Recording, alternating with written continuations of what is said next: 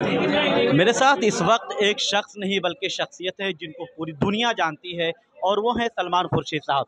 लेकिन आज ये एक ख़ास मौका है कि इंडिया इस्लामिक कल्चरल सेंटर के सदर उम्मीदवार के तौर पर आप सबके सामने हैं।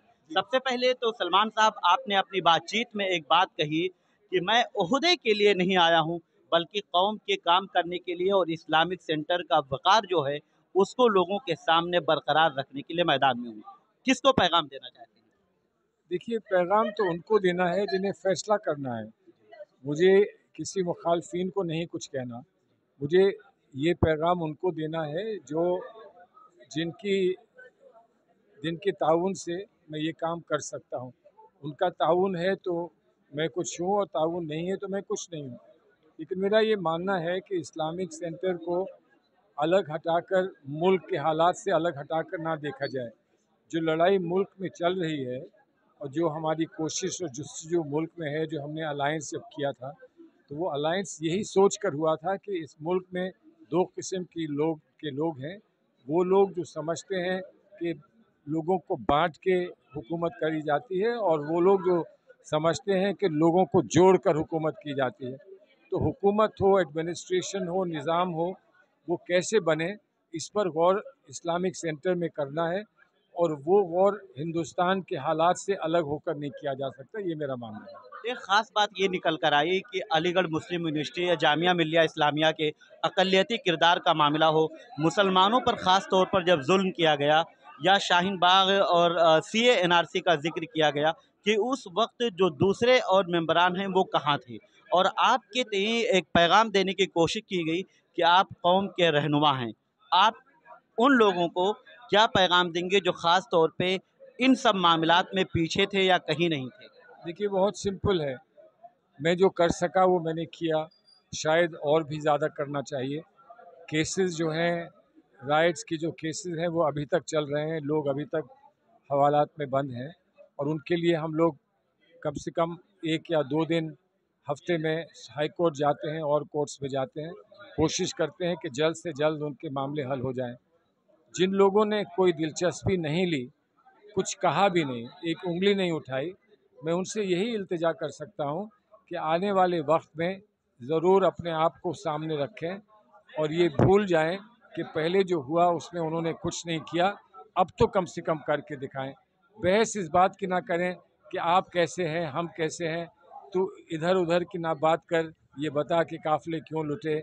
हमें रहज़नों से गरज नहीं, हमें हमें तेरी रहबरी का सवाल है। तो इस बात को वो समझ जाएं। अगर रहबरी करना चाहते हैं, देना चाहते हैं, तो रहबरी के क्या तकाज़े होते हैं उस पर वो गौर करें। आगे उनको अल्लाह कामयाबी देगा। एक आपकी जो मुखालिफिन हैं वो आप पे सवाल उठा रहे हैं कि ये इस्लामिक सेंटर सियासत का अड्डा बन जाएगा, वो उनको क्या पैगाम देंगे? सियासत सियासत बुरी चीज़ नहीं है, और अगर सियासत बुरी चीज़ होती तो इस्लामिक सेंटर की ज़मीन इस्लामिक सेंटर नहीं यकीनन नहीं लेता जब इंदिरा गांधी ने वो ज़मीन दिलाई थी। सियासत अगर पार्टी की सियासत हो, पार्टी पॉलिटिकल सियासत हो, तो वो गलत चीज़ है। नहीं तो आप और हम जो कर रहे हैं ये भी सियासत है। जब भी हम तबसरा करते हैं अपने कौम का, जब भी हम बात करते हैं कि हमको इस मुल्क को किधर ले जाना है, जब भी हम कहते हैं कि हालात पर आइए कुछ तबसरा कर लें, हालात को समझने की कोशिश करें, बेहतर करने की कोशिश करें, वो सब सियासत होती है। तो अगर वो सियासत नहीं है तो वो और क्या है। लेकिन पार्टी पॉलिटिकल सियासत नहीं होनी चाहिए कि आप पार्टी की वजह से किसी मकसद को दबाने की कोशिश करें और अपना पॉलिटिकल मकसद जो है उसको उसको बढ़ाने की कोशिश करें। एक बात और भी है ख़ास कि जो अब तक 20 सालों तक सद्र थे या सिराजुद्दीन कुरैशी साहब का जो पैनल है, वो कहते हैं कि इस्लामिक सेंटर को पूरी दुनिया में और पूरे मुल्क में मैंने मुतारिफ़ कराया और अब आगे उसके वक़ार को बनाने की ज़िम्मेदारी। माफ़ करिए, मैं इंडिया का फॉरेन मिनिस्टर रहा हूँ, मैंने दुनिया देखी है। मुझे तो कहीं किसी ने नहीं पूछा कि आपका इस्लामिक सेंटर क्या कर रहा है, कैसा है, किसी ने नहीं पूछा मुझसे। मैं ये चाहता हूँ कि ऐसा पूछा जाए, जो भी फॉरेन मिनिस्टर जाए उससे ये बात पूछी जाए। और लोग जब यहाँ आते हैं, बाहर से हिंदुस्तान आते हैं, तो उनको अगर दिलचस्पी हो कि हिंदुस्तान के मुसलमानों का क्या क्या तसव्वुर है और क्या उनके तासुरात हैं, तो वो उनको जवाब यही मिले कि आप इस्लामिक सेंटर जाएं तो वहाँ से पता लगेगा। मैं नहीं मानता हूँ कि आज ऐसा मुमकिन है। आखिरी सवाल, आपने कहा कि ख़वातीन को के लिए बात की कि आप अगर सदर बनते हैं तो उसके बाद जो आने वाले सदर की ज़िम्मेदारी संभाले वो कोई ख़ातून संभाले। इससे आप क्या पैगाम देना चाहते हैं? और एक बात ये कि क्या ख़वातीन को इस्लामिक सेंटर में अब तक नुमाइंदगी नहीं मिल सकी जिसका आपने गम का इज़हार ये किया तो या दुःख का? आप जानते हैं, कभी कोई कोई खातून कभी प्रेसिडेंट नहीं बनी, किसी ने शायद चुनाव भी नहीं लड़ा प्रेसिडेंट नहीं का। लगा जी। कोई वजह होगी। वहाँ की जो फ़िज़ा है, जो वहाँ का माहौल है और हालात हैं, उसमें शायद ये मुमकिन नहीं लगता है।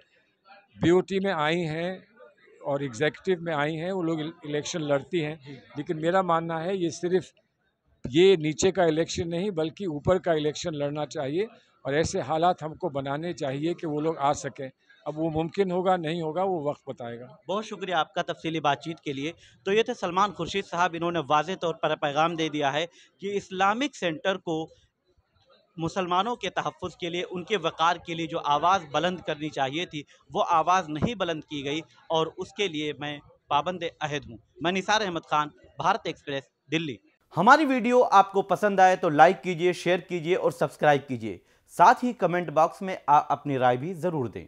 और हाँ, अगर फेसबुक पर आप वीडियो देख रहे हैं तो हमारे पेज को फॉलो करना ना भूलें।